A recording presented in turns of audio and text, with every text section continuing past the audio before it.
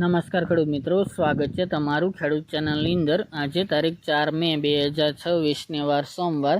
આજે આપણે ઊંઝા માર્કેટ યાર્ડના તાજા બજાર ભાવ જાણીશું, જેમાં જીરુના સૌથી ઊંચા ભાવ 5500 આસપાસ નોંધાઈ રહ્યા છે। આજે પણ વધઘટ સાથે વેપાર થઈ રહ્યા છે। અજમામાં થોડો સુધારો છે, જ્યારે વરિયાળીના ભાવ નીચે ચાલી રહ્યા છે 8000 કરતાં। આ મુજબ વરિયાળી જીરુમાં ફરી ઘટાડા સાથે વેપાર અને વધઘટ સાથે વેપાર થઈ રહ્યો છે।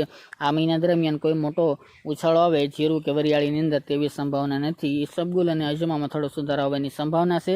તો ચાલો મિત્રો, આપણે જાણી લઈએ કે આજે રાયડો, જીરું અને અજમાના ભાવ શું ચાલી રહ્યા હતા।